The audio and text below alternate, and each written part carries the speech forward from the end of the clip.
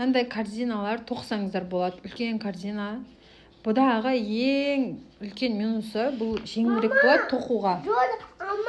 Бірақ мынандай асты бұл несін дөңгелектерін санап, жұп сан қылып, сөйтіп шығару керек екен. Сол кезде стенкалары бірден күшті көтеріледі, және тоқып жатқан кездегі ең маңызды жері қосылып жатқан жерін қаттырақ тартып, кәдімгідей мықтылап қалай қосып жатса қатты мән беріп сөйтіп жасау керек. Сол кезде стенкасы күшті болады, тартылады екен.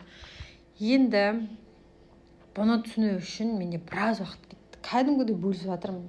Тегін егер ізденіп жүрген осылай істеп неғып жатсаңыз, ең бірінші сол механизмі астын бірінші несін тоқиды ғой, жерлерін бірінші тоқиды, шығарады. Бұл жай ғана дөңгелектері көрінбей жабылып тұру үшін тоқиды екен. Одан кейін бірінші қатар шыққан кезде, мынаның қатарын шығарған кезде видеода мысалы айта қоймайды ғой, екеуден шығарасын, біреуден шығарасын дейді, кете береді.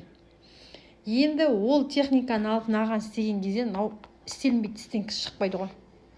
Одан кейін бұдан үлкендеу тоқығаным бар. Сонымен бір апта өрелеген шығармын.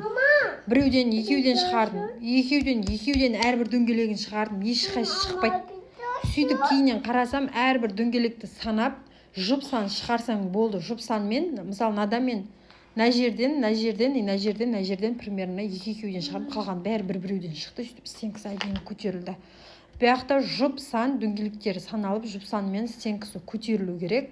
Және мынандай қосылатын жеріне қатты мән беріп тартып қосатын болсаңыз, негізгі маңызды техникасы сол екен, қалғаны бәрі осылай чот шығады екен.